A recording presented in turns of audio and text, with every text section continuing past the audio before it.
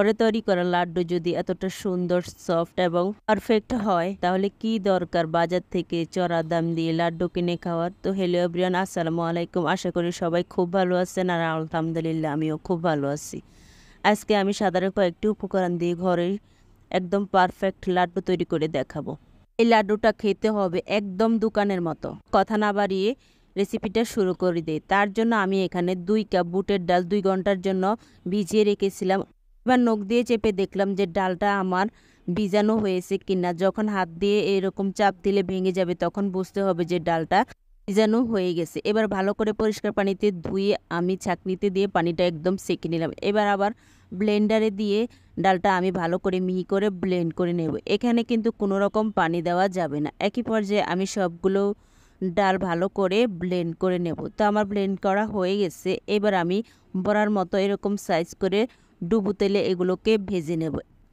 এই ডালের মধ্যে আমি কিন্তু কোনো কিছুই দেইনি, শুধুমাত্র ডালটা যেরকম আমরা পেঁয়াজও তৈরি করি ঠিক সেরকমভাবে এগুলো একটু ভেজে নিতে হবে। এখানে কিন্তু বেশি ভাজার দরকার নেই, শুধুমাত্র যাতে এই পিঠ উপিঠ উল্টানো যায় বা একটু হলুদ হয় এরকম করে ভাজলেই হবে। তো আমার ডালগুলো ভাজা হয়ে গেছে, আমি একটা প্লেটে উঠিয়ে নিলাম।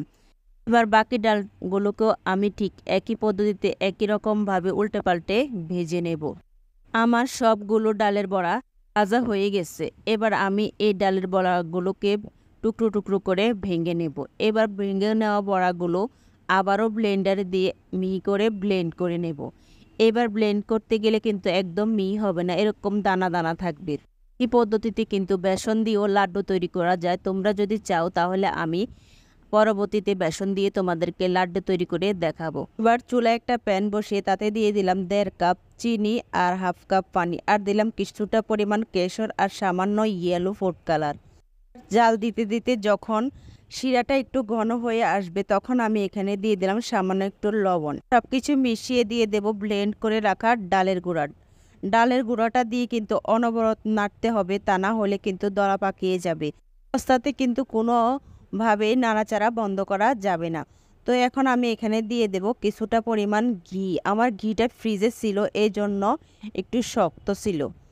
ঘিটা দিয়ে আমি ডালের সাথে ঘিটা ভালো করে মিশিয়ে নেব। এবার আমার ডালটা প্রায় রেডি হয়ে গেছে। এবার আমি এখানে দিয়ে দেব কিছুটা পরিমাণ সাদা তিল। সাদা তিলটা দিলে লাড্ডুগুলো খেতে বেশি ভালো লাগে। এবার লাড্ডু তৈরির জন্য আমার ডালটা একদম রেডি। এবার আমি ডালটা উঠিয়ে নেব। উঠিয়ে নিয়ে এগুলোকে আমি একটা প্লেটে ঢেলে নেব। তাকে প্লেটে ঢেলে মিনিট 5 একটু ঠান্ডা করে নেব। একদম ঠান্ডা করা যাবে না, তাহলে কিন্তু লাড্ডু তৈরি করা যাবে না।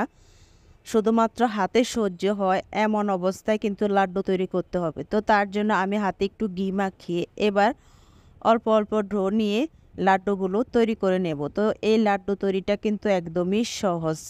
এইভাবে দোকানিরা পারফেক্টভাবে মতিচুর লাড্ডু তৈরি করে। আজকে তোমাদের কাছে আমার এই মতিচুর লাড্ডুগুলো বানানোটা কতটা সহজ মনে হলো বা কেমন হলো দেখতে অবশ্যই আমাকে কমেন্ট করে জানাবে। আজকের মতো বিদায় নেব। আল্লাহ হাফেজ।